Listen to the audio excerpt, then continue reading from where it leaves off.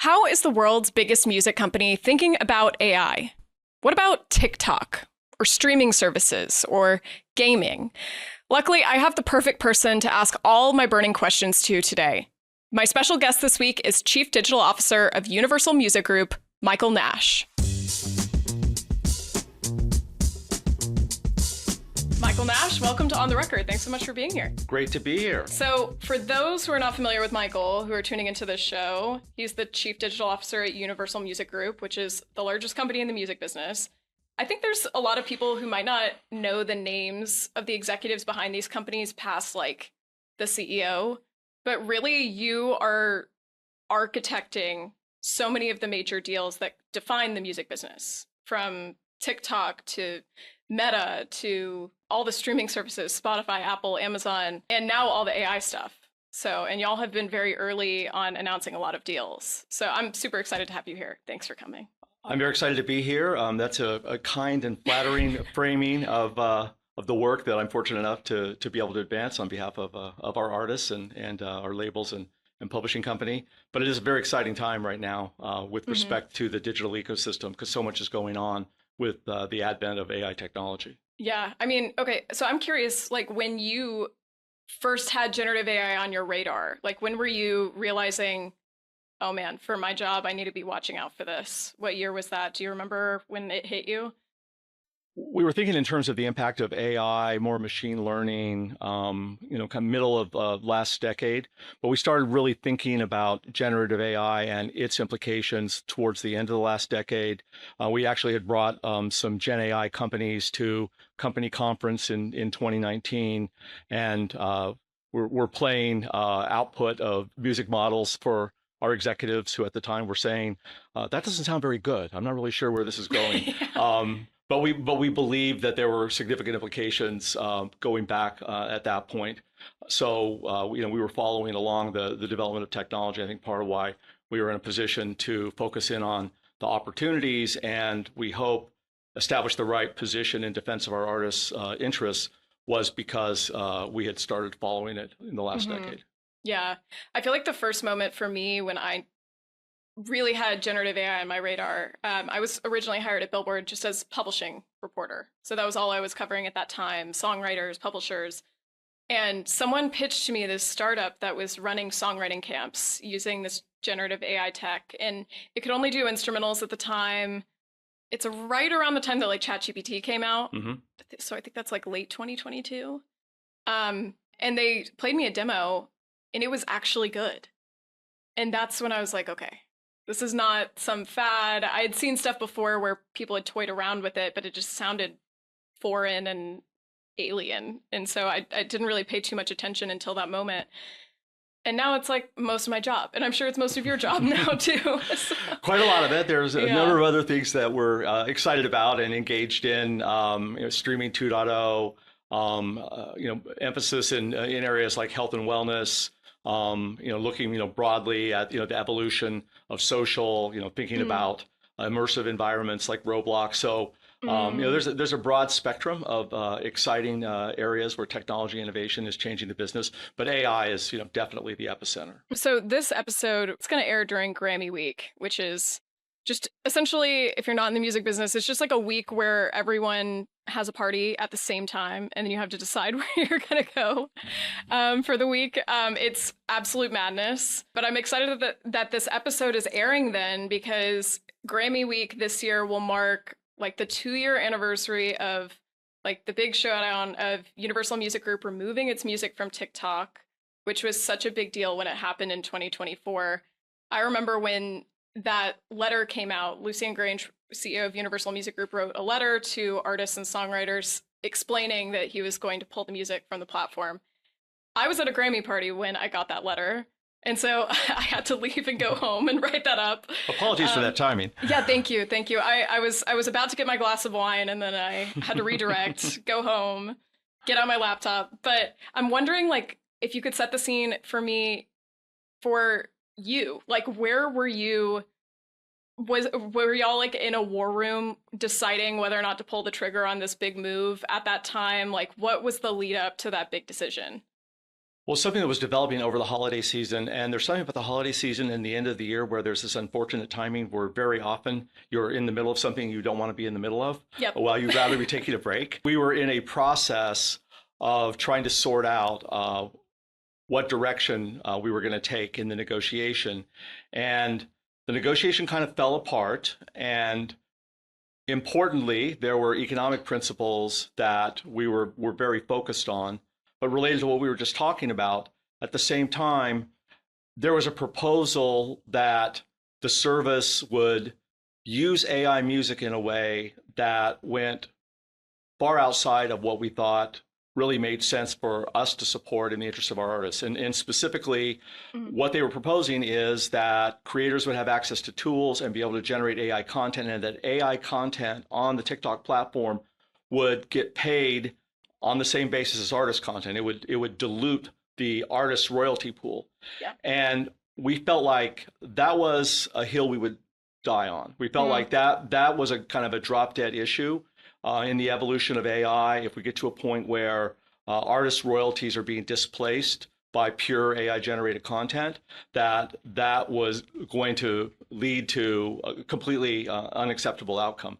So we took a very, very strong position, and the standoff, it was materialized. And looking back on that, it was so important. The criticality of that position on that issue, from that time forward, it's been a focal point of so many of our DSP agreements. And we recently announced, just this week, agreement with NetEase that includes AI protections. And NetEase is a Chinese streaming service? Yes, a Chinese streaming service. There's Tencent and NetEase are the two big services there, along with Apple Music. Services like Roblox that you would think would not be in that category, but issues around AI content there. And then very importantly with YouTube, something we announced in October when we completed our renewal agreement with them, having the AI protection. So what we derived in terms of the importance of taking that stand and then using that kind of as a platform and deal making going forward, that for me is kind of the most important takeaway of what happened 2 years ago. The nature of the standoff. I would say this, that it precipitated a lot of conversations about how we execute against the platform, what our labels and artists really need. There were a lot of things that were developed in the new deal that really facilitated that. Since reaching that new agreements, TikTok's been a great partner, and we benefited a lot from being able to partner with them on their platform, and for our artists and labels to have access to the audience there. We came out of it in good shape. It's the only time, I think, Lucian told me, only time in his tenure that he's ever reached a point in a negotiation where there was no go forward. Wow. A business under like his management has had to go dark on a platform. Certainly the only time that happened in my tenure with Universal Music. So a very unusual situation. Yeah. Okay. That's so interesting to actually get the backstory on that, because I don't think a lot of people understood at the time exactly why you're making the stand. I know that in the letter, it noted 3 things. That TikTok wasn't willing to pay what UMG considered the fair value for music, but then also AI and artist safety. But I think a lot of people attached themselves to the idea of just money and weren't thinking too much about the AI and the artist safety aspect of it. So it's interesting to hear you explain kind of what was really happening behind the scenes. Ultimately, when you got to the place where 3 months later, you guys announced that you did come to an agreement with TikTok and the UMG music would come back to the platform. Did you get what you wanted as far as forbidding kind of TikTok from using that AI creator content in that way? Yes, we got the best protections that we had been able to obtain to that point, and they remain, some of the best protections that we have in any agreement with a music service in terms of AI protection and what we call anti-dilution, meaning that artist royalties won't be diluted by pure AI content.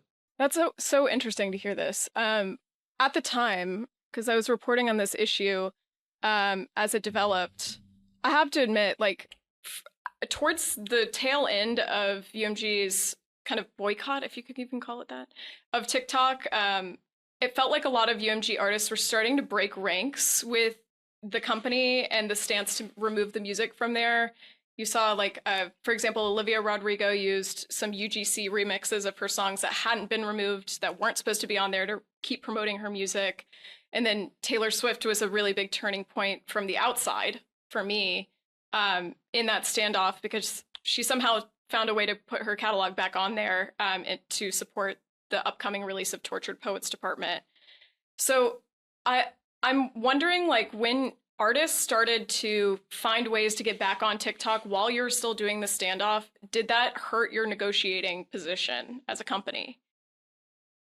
That's a very interesting way of packaging up the different developments that were happening at the time. I would say ultimately the fact that we got a really good deal going forward, and we were able to secure the single most important strategic principle and a better agreement with TikTok overall, suggests that we had the right negotiation posture to be able to get to the outcome.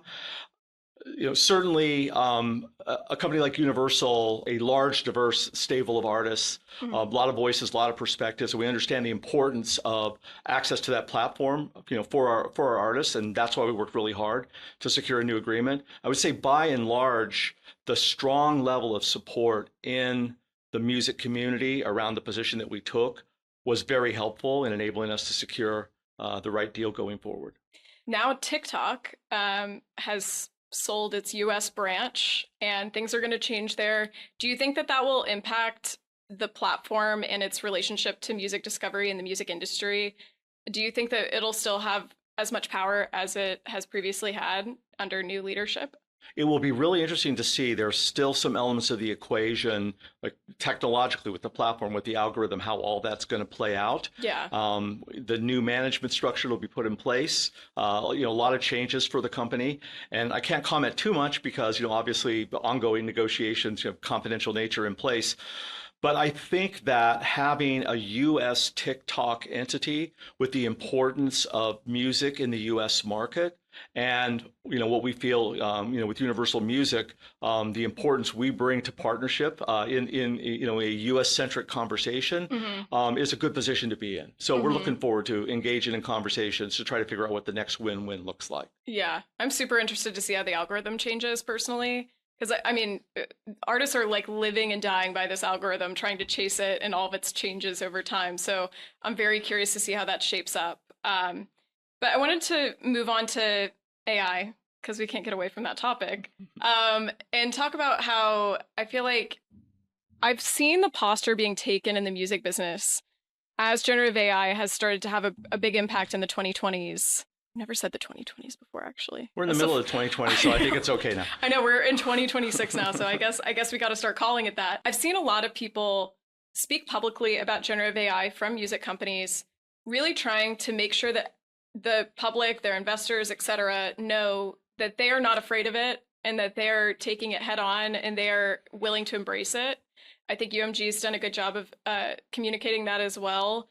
I think back to the Napster time. A lot of people criticized the music business for its treatment of file sharing and Napster and the advent of digital downloads. So I'm wondering if you could compare and contrast that time period and how the music business reacted to what you're seeing now. It's a good setup to talk about the previous era, because some lessons were definitely learned. I refer to it as reality therapy. There were probably some perspectives in the industry at the end of the last century wondering if it would be possible to just turn the internet off. Obviously, the disruption that came was profound. It halved industry revenues on a global basis, and a lot of adjustments needed to be made to reconcile how you address disruptive technology.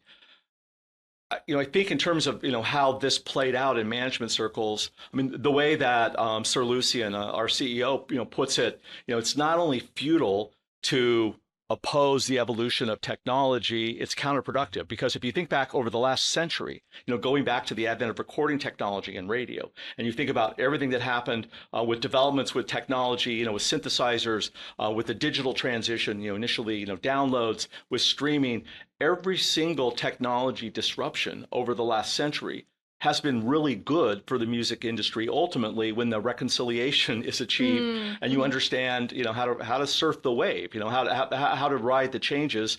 And a lot of that is because our artists are innovators and our artists are essential to culture. And technology and music come together in media culture in unique and important ways that creates a lot of value. So because of the greatness of what our artists create and its importance to the cultural life of the planet, we're bringing a lot into the conversations about how you manage technology disruption with the tech platforms to figure out how to get to the win-win, to the other side, where you're putting artists in a position where they can take advantage of technology change.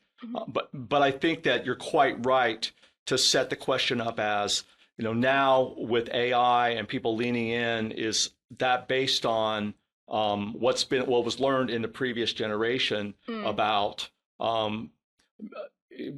maybe not a complete recognition of how quickly it was necessary to move to be able to incorporate technological change into strategy, instead of the strategy basically being to try to oppose technological change. So far, UMG's announced a lot of different partnerships with different AI companies. I think the most important one so far, from my vantage point, and correct me if you think I'm wrong, is the deal with Udio that happened late 2025. That was one that I've been waiting on for a really long time. So, because back in the summer of 2024, I think the big bombshell after the UMG TikTok thing was the Universal, Sony, and Warner banded together, sued Udio and Suno in similar lawsuits for widespread copyright infringement, essentially alleging widespread copyright infringement. So to see that there was a chance that you guys could find a way to settle and to make a deal that everyone was happy with was really interesting. I'm wondering why your settlement with Udio came first. Tell me about coming to the table with Udio and why you felt like, oh, we can find a deal with these people. Let me set the scene a little bit with the strategic backdrop. So at the beginning of this inflection point and the evolution of generative AI, say end of 2022, like 2023, we established a core philosophy, which sounds kind of simplistic, almost to the point of being trite, but it really is the North Star. Like, center the conversation on artists, defend their rights, protect their interests, and from that foundation, build out your creative and commercial opportunities. So the predicate there of defending the artists' rights and they're advancing their interests establishes this playbook that's defense into offense. I mean, if you don't establish that you have a seat at the dinner table, you're probably going to wind up on the menu, we're fond of saying. So, of course, we had to vigorously defend our artists' rights. We had to defend the principle of copyright. And, we had to advocate broader sets of interests for our artists in terms of, their name and likeness rights, their right of publicity, the associated rights that were being infringed upon, at that point in the evolution of AI. But always the perspective was defense into offense. We're looking to build creative opportunities for our artists. We're looking to establish new revenue streams. We're looking for the win-win partnerships in the evolution of technology. So I would say specifically with Udio, I give their CEO, Andrew Sanchez, a lot of credit for quickly coming to us with a perspective that he wanted to reorient the direction of the company to come out of litigation and settle, but to focus on developing products that really aligned with our interests in terms of our artists and their fans. So the concept that they had around developing, superfan product that would enable hyper-personalization, a level of customization of the experience, interaction with the music. And I can't go too much further because the product hasn't launched yet and plans are still confidential.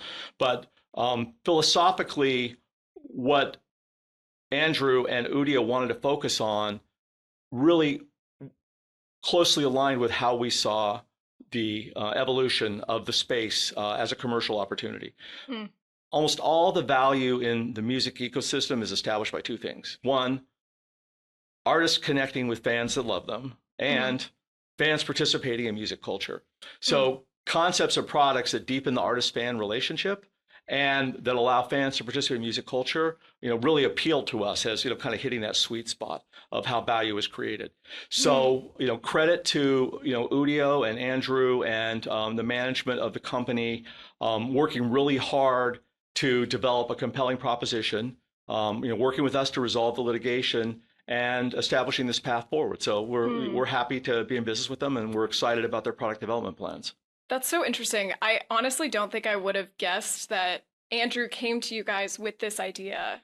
I kind of, from my outsider perspective, just looking at press releases and making my own conclusions, I kind of assumed that UMG, being the biggest company in the music business, and Udio still being a startup, a very powerful one, but still a startup, I kind of imagined the way that it went was UMG's like, we can settle, but here's what we want. This is the platform we want to build. And then Udio said yes. I didn't realize that it was the other way around, where Udio comes with the idea intact and it happened to align well. It's interesting to hear. Well, I think it's possible to, insert in that narrative, litigation is the mother of invention. A degree of necessity. There was a very collaborative dialogue, and early on, it was the 5 ideas, and which ones seemed to be the most interesting. And we did have some very, very clear principles that are now manifest in what their plans are. The walled garden construct is probably something that's worth talking about for just a minute, because yes. that's not something that all the services going forward are planning on offering, but the ones that we're supporting are planning on offering that, and Clay is also in that category. Can you explain what a walled garden is for those who might not know? Yeah. So, and apologies for speaking the music industry jargon, but I'll slow you down when I need to. The concept is to set up through AI a component of the service for deep interaction with the artists and the content, but not to create derivatives that you then take off of the platform and post all over your socials, and post on Spotify and Amazon Music and Apple to effectively use artists' content and their brand to create derivatives where you're going to compete with the artist, on other platforms. We didn't think that made any sense, and we didn't feel like, going to artists for their support to opt into these services, it was going to be a very compelling pitch. From our perspective, it didn't make business sense. It didn't make sense in terms of what we thought was in the best interest of our artists. So, that was a key principle, and that's something that Udio and Andrew Sanchez understood and aligned with. So, there were some fundamental concepts that then wind up being expressed in the product development plan. Do you think that the lawsuit against Suno and Udio was impossible to avoid? Like, was it always going to end up being this way, where the majors did have to resort to litigation? That's absolutely an instance of don't claim a seat at the dinner table, wind up on the menu. I mean, we had to take a position about the wholesale ingestion as the training set of our entire library of copyrights on which the value of our company is predicated. And the rights and interests of our artists that were not being consulted, that were not, no consent was sought, no model around their compensation was being offered. We had absolutely no position. But again, the defense into offense, plan. You take a position around, your rights and your interests, and then you sit down and work out what the win-win looks like on the other side of settling litigation. And soon after UMG announced its deal with Udio, Warner followed suit, also did a deal with Udio. So it seems like things are starting to wrap up over there. Sony is still pursuing its part of the lawsuit, but seems like there's, a path forward for Udio. And then soon after that, Warner also announced that they came to a deal with Suno. But the deal with Suno, I think a lot of people who don't read past the headlines and don't have their Billboard Pro subscription might not realize that below the headline of Warner does deal with Suno, Warner does deal with Udio, Universal does deal with Udio, that these deals are quite different. Warner's deal with Suno does not have any pivot to the service. So Suno's just making new songs that are original songs. And there's no walled garden as well. And so basically, the only change is that now you need to pay for Suno, and then you get a limited number of downloads of the songs that you have from that platform. And then from there, I mean, a user could put it on Spotify or Apple Music or wherever they wanted to put it. I'm wondering, why have you guys not done a deal with Suno yet? Is it about the walled garden? Could you give us any insight on that? So first of all, I have to be careful because we're in the midst of ongoing litigation, and so that's one of those things that typically, means that you have to abbreviate your responses and stay really general. I think that if I treated your question as a rhetorical question, I would say yes. Having articulated the walled garden distinction and its importance, that's kind of a hat hanger in this discussion. Every single deal that we've announced has a very, very strong foundation of ethicality. And that runs all the way through to the new partnership with NVIDIA that we just announced earlier this month. And they're very direct commitment to the interests of the creative community. So if you're looking at what is the point of differentiation with respect to the deals we've done and the partnerships that we haven't entered into, foundationally, it's really about ethicality. And by that, I mean that the training of the model is based on licensing, that the interests of the artists are foremost in the product development plans, that concept of not enabling creation of derivatives that compete directly with the artist. And then even, in terms of, artist creative tools and partnerships that we've announced with companies like Stability AI, with Splice, other plans that are ongoing there. It's very important that those tools are also developed with high principles of ethicality. So I would say, just to be safely general about this, if you're trying to understand what deals we've done, it means we've been able to reach agreement on core principles of ethicality. And the deals that we haven't done, we haven't arrived at a point where we believe that the platform is operating responsibly. And then there are the commercial considerations around what we think is in the best interest of our artists. Yeah, and I'm wondering, between Universal and other music companies that are exploring these deals right now, have you started to see a difference in how everyone is thinking about AI? I imagine different companies are reaching different conclusions about what their non-negotiables are. I think that there was probably a wider diversity of perspectives as things evolved. And then as deals get done and there are reference points in the marketplace, create some clarification. Because there's, always the issue for these companies regarding, how am I going to get the support of the creative community? How am I going to get the music companies on board? How am I going to get the publishers on board? What's going to serve the interests of songwriters and recording artists? So I think clarity is achieved as models are developed and new deals are announced that creates some directionality there. I think you're going to see a diversity in terms of products, even in categories like the superfan experience as a tier on top of a subscription service. You're going to see the services pursuing different directions, based on their technology development and based on what they think the commercial opportunity is. Ultimately, we think that there is a really big opportunity around addressing superfans and current consumer behavior around content modification. About 30 to 40% of all music content on social platforms has been modified by the uploader, sped up, slowed down, mashed up, remixed. Especially younger generations, co-creation is seen as an activity that is kind of deeply interrelated with consumption of content. And so, we think that there's a real market opportunity there. But more broadly, we think that AI is going to evolve in a way that it will get incorporated into the music experience, and it's going to really revolutionize the music experience. We talk about agentic AI. Think about technology that sits close to you, that understands all your signals of intent. Yeah, well, almost like an assistant. You're an assistant, but an assistant that not only knows all the music that you would be interested in, based on your signals, but also the movies and TV shows that you watch, the books you're reading, the countries you're traveling to, but then also contextual listening. It's on a mobile device. It knows the time of day. It knows whether it's your drive time or it's your workout routine or it's your dinner party. It could know who your guests are at the dinner party, what their preferences are, and who you want to impress. I mean, the ability of AI technology to hyper personalize the listening experience and enrich the listening experience.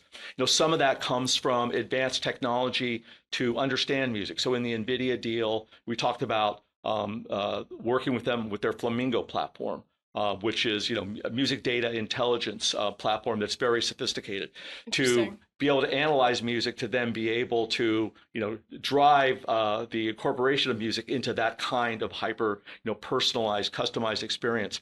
So we think that there are a lot of interesting commercial directions, that the playing field's going to be really broad, that you're going to see probably new competitors in the music ecosystem that are bringing in their expertise in AI, because AI will be such an important driver in innovation and evolution of the music experience. So while right now it might look like things are getting a little bit more standardized in terms of where the support is going to be and the focus of the product roadmaps for some near-term commercial opportunities, I think that you're going to see a broad spectrum of innovation that is going to be transformative of the entire music experience. One of the things I thought was really interesting that you were talking about in that response was you mentioned hyper-personalization. That's something I've also thought about a lot. And I also feel as a music fan, there's been a bit of a decline in like the monoculture around music. All of us have our different niches that we love.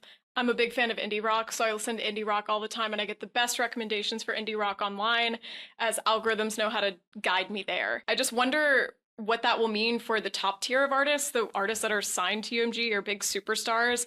Do you feel like there's any fear that the dilution in the long tail of music kind of decreases the superstardom of your biggest, money-making stars? There's no question that digital transformation of the music ecosystem has led to a lot of listening diversity. So people are listening to a lot more artists every month, the monthly active users of the streaming services, because of the nature of access to the content and the ability to discover content.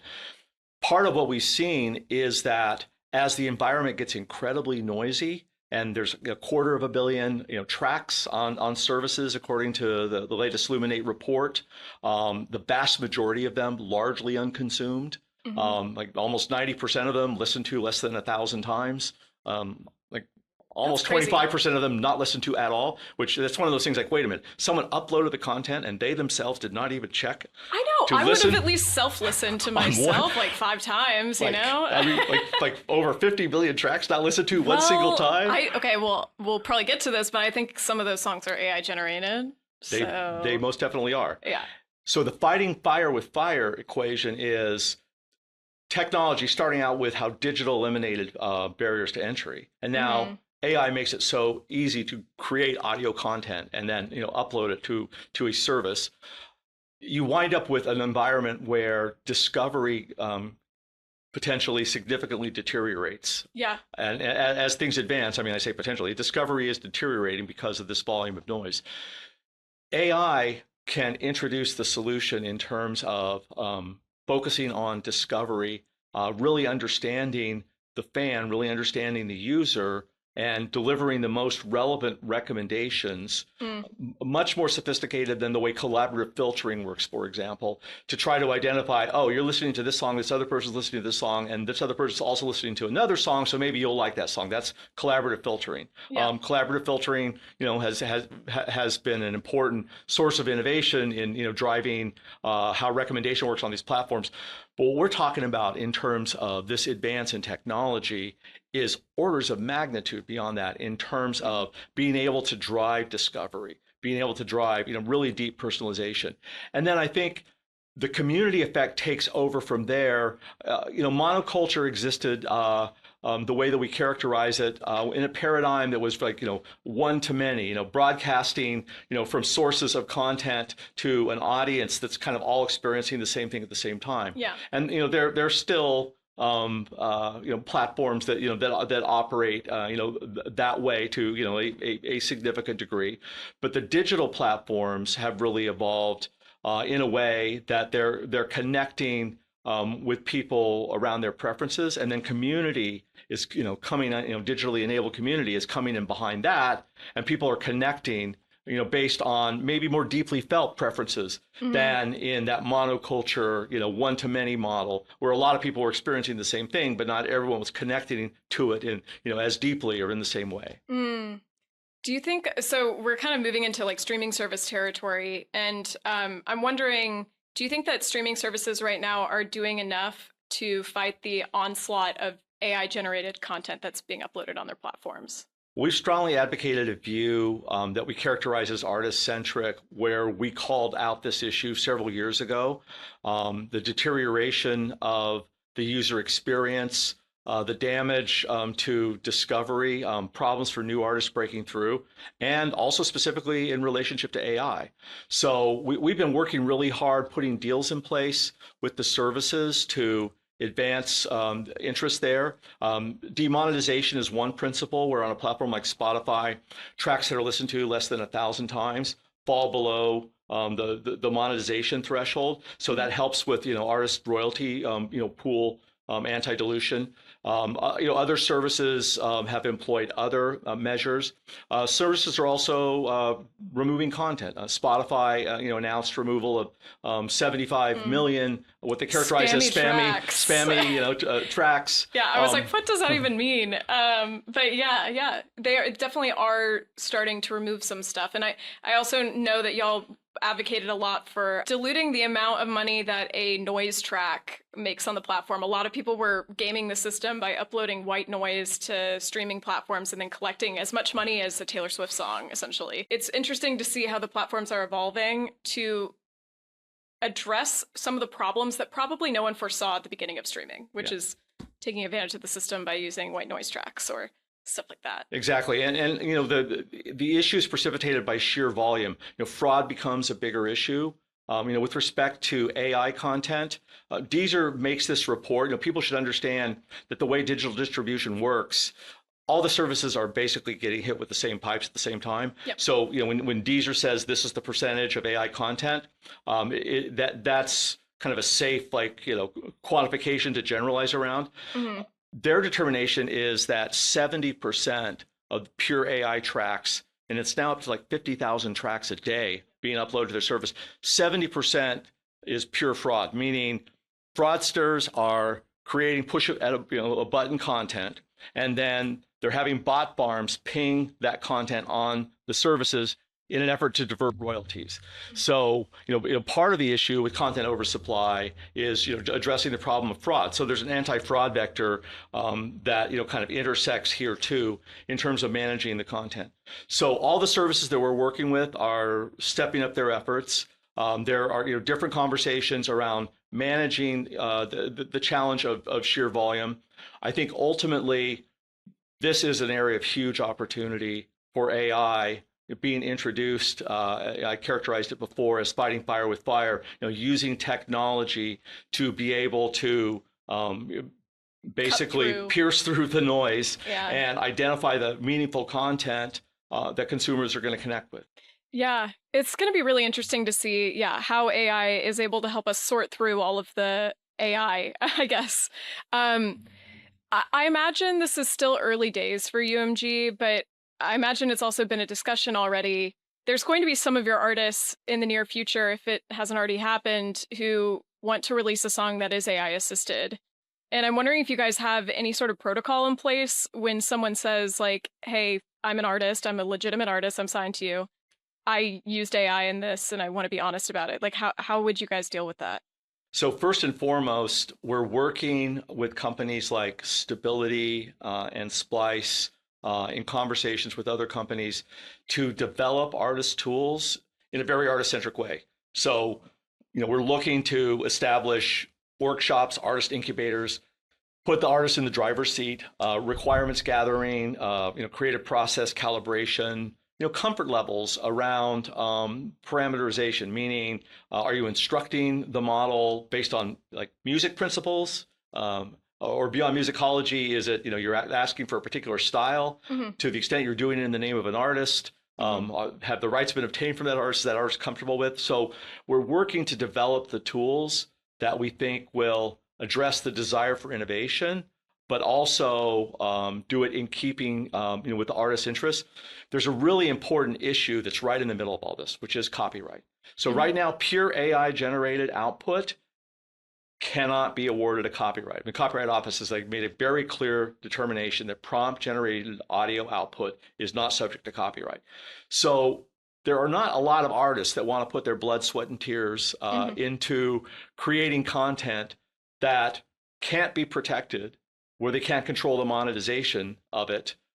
And as soon as they release it, it basically is dust in the wind. Yeah. I mean, well, what frustrates me about that is like there are fully generated AI songs that are on streaming services right now.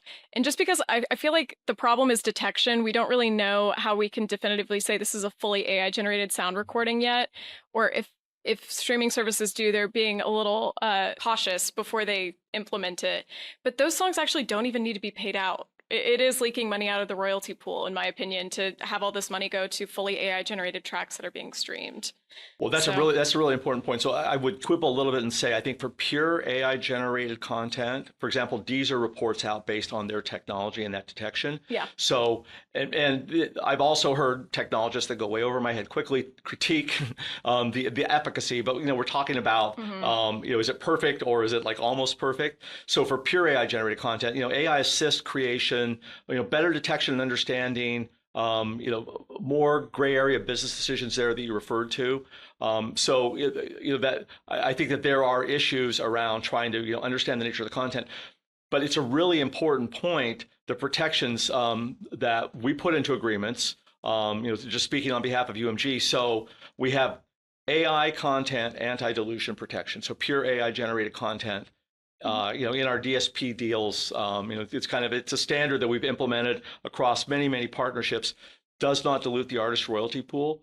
And then how do you do that though? Like, how do you make sure that it's not getting diluted? Does that make sense? Yeah, I mean, it's a requirement of the platform, so they have to operate ethically. Agreements are always subject to review and audit. But we're working with ethical parties that have entered into agreement in good faith, and so but also they have an interest in that too, because their business succeeds because of their alignment with the creative community. And ultimately, I mean, think about it. If you're a music service and you're flooded with content that does not have any copyright protection.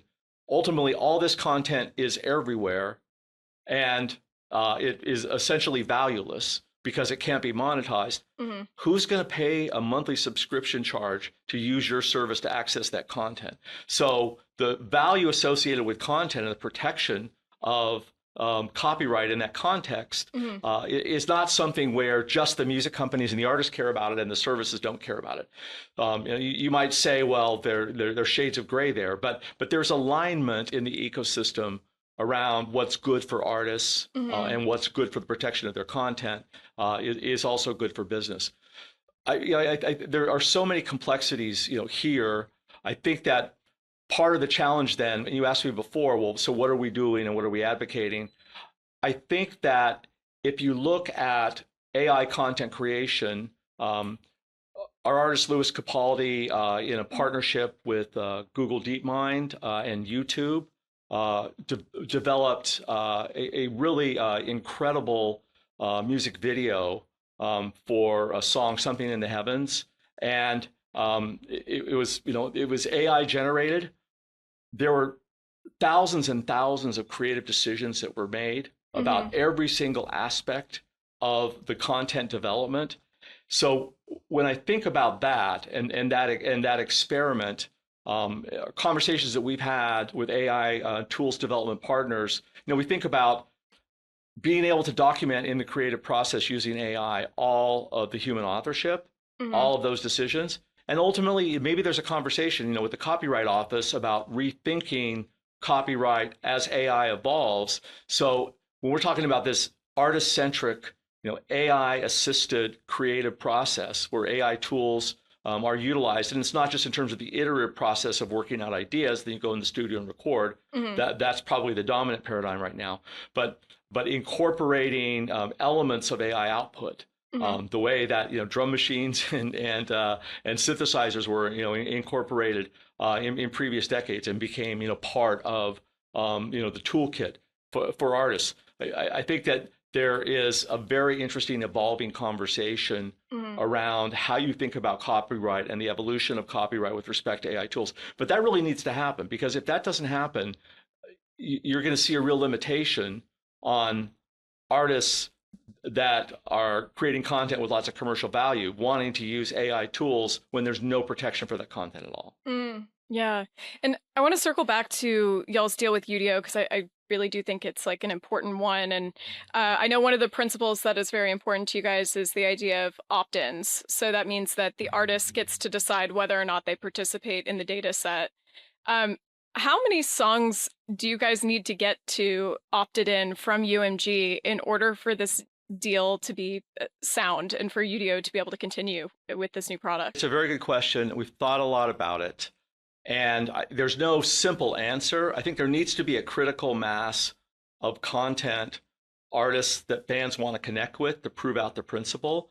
And then once you prove out the principle and there are great experiences, I think that there will be momentum around more artists being comfortable and opting in. We're in a process right now of reaching out through our operating companies, our labels, and our international opcos, talking to our artist roster about opting in to these services like Udio.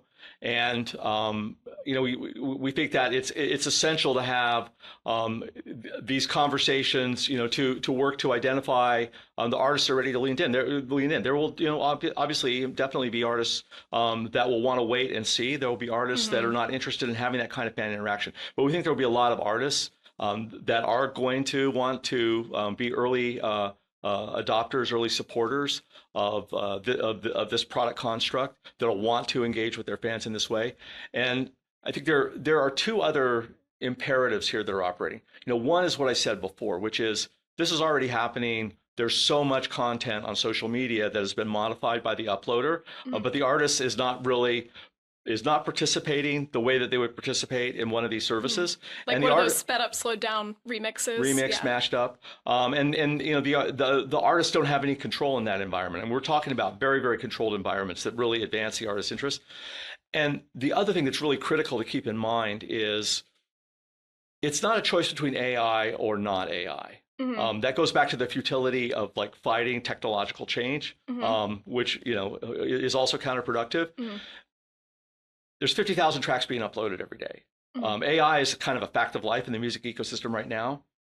What we're focused on is the artist-centric principle incorporated into new deals that enable services to roll out new platforms, new service offerings to fans of the artists that provide new kinds of experience to establish the principle of licensed products that are aligned with the artist community, being competitively superior, being great experience for fans, working on those principles that drive the economics of the ecosystem that I referred to before, the artist-fan connection and fans wanting to participate in music culture.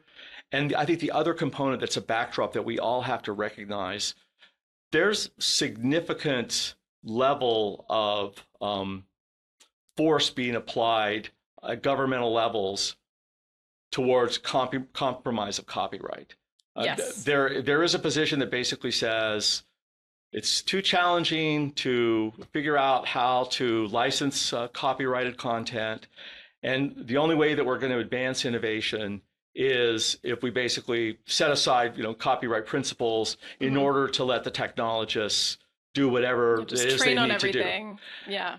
And that's obviously a terrible outcome for creative industries in general, bad outcome for the music industry, terrible outcome for our artists and songwriters. So we think it's extremely important right now, and we're reaching out to the artist community for their support to establish not only the viability, but the competitive superiority of the license models to demonstrate the ability to license. It's part of what has led us to focus on initiating so many new partnerships to establish a lot of avenues that prove out the concept of licensing as a foundation for innovation. Copyright's not the enemy of innovation.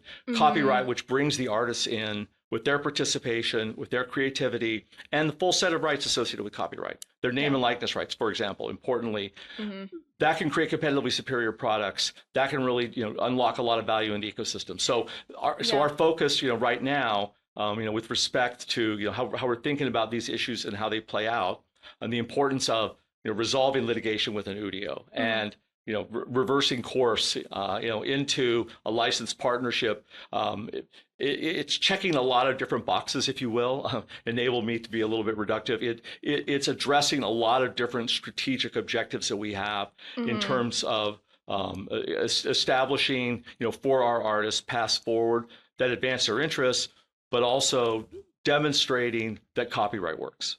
Yeah, that's interesting. I didn't really think about the aspect of trying to prove that the license models are actually viable and could be competitive in an environment, but by trying to get enough opt-ins to make these things work.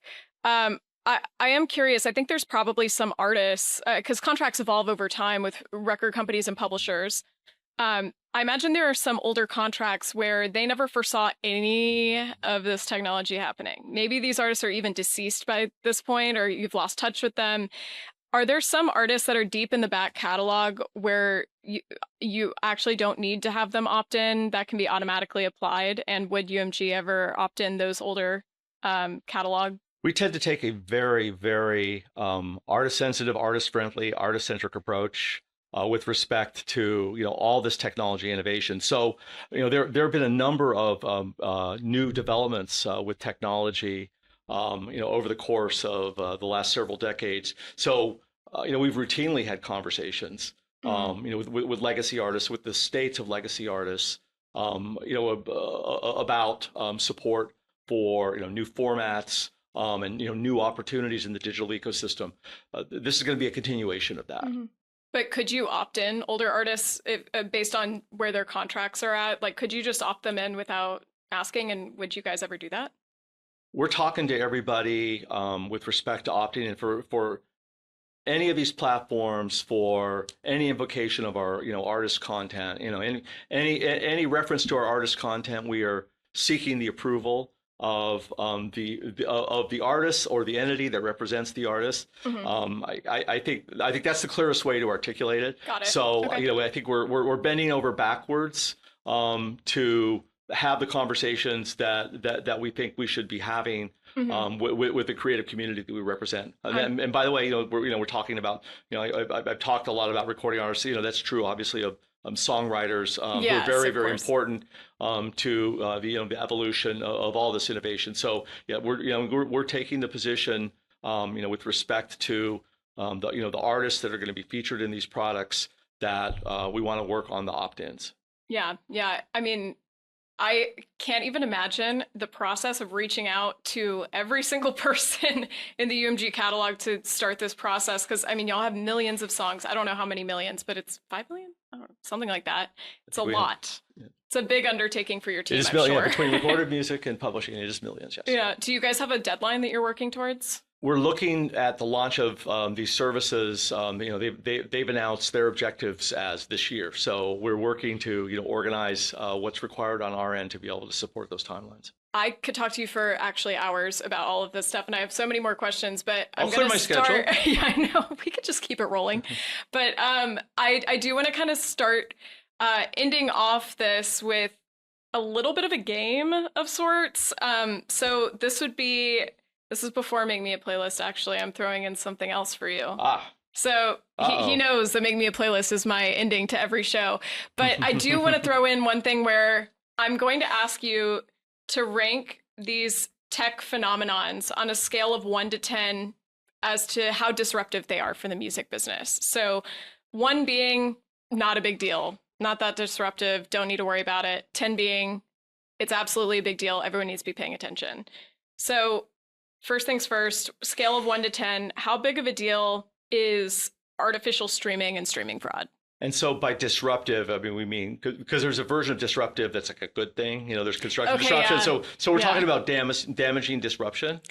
Yes, damaging disruption. So artificial streaming on a scale of 1 to 10, I would say 4. Okay. AI artists making their way onto Spotify, TikTok, and Billboard charts. I would go with a 1 on that. I'll go 2 because some people think it's a big deal. It's not a big deal, but because there's a perception, I'll go with 2. Okay. NFTs. Is there a negative number that's possible here? 10. Yeah, what a time. 2021, 2022, peak NFT. That's when I started writing about tech, and I was like, I can't do another artist-created NFT press release. I'm very glad that that one's over. TikTok changing ownership in the US, scale of 1 to 10. It's so hard to calibrate because we don't Yeah. know. I mean, I would say that you'd have to put a question mark like up against like a 2 or 3 because we just don't know. Yeah.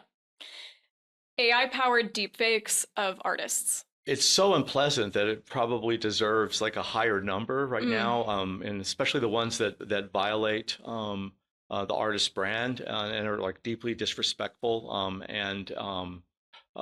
you know, just like have no place in the digital ecosystem. So, you know, on that, I mean, it's not like a quantitative thing of like how bad it is, but in terms of how bad it is, because it's really bad, I'd give that one a 7. Yeah. Okay.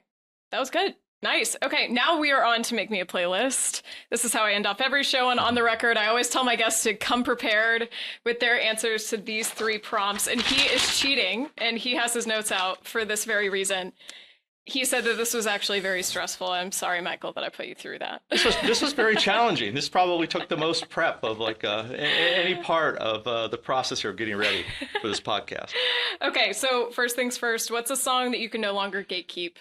This is a little bit of a cheat. Okay. Because Jeff Tweedy solo project, Jeff Tweedy of Wilco, had a triple album solo project, and I think it was actually pretty well received. The very last track on that triple album, a track called Enough, I think it's just so great. Wow. Deep, dark, real, and it sounds amazing in high res. And it kind of came and went. I think I saw a performance on one of the late night shows of it, and I thought it's such an amazing song, and I was just surprised that it wasn't more of a thing. Wow. It's really a powerful track. Very last track on the triple album of Jeff Tweedy. Enough by Jeff Tweedy. Okay, I'm gonna have to look that up because I love Jeff Tweedy. I love Wilco, but I don't think I've explored all of his solo stuff really. So I'm gonna have to check that out. Okay, second, what is a favorite throwback, which leaves the entire world's catalog of music just a little bit older? This one's really tough because when you've lived a long time, the soundtrack of your life is packed with favorites. Yeah. And I have a special place in my heart for my idols that I've been fortunate enough to have professional association with. So I mean, I could give you a Bowie or a Bono or a Neil Young track. I'm going to go with a Bob Dylan track. Okay. One of over 600 songs that he's authored. I mean, he's so incredibly prolific. It's just like, it's unbelievable. And like so many great songs. But the epic and probably semi-autobiographical Joker Man track from his 80s album Infidels is absolutely a favorite throwback. That is a great selection. Finally, what is a guilty pleasure for you? So I thought a lot about this one. But then I realized that there was an obvious choice. Amy Mann covered Rainy Days and Mondays for the soundtrack of The Chair Company. Now, if you saw The Chair Company on HBO, a really, really twisted, dark, strange show. And Amy Mann has done some interesting covers for, obviously, she covered one for the Magnolia soundtrack, a couple decades ago.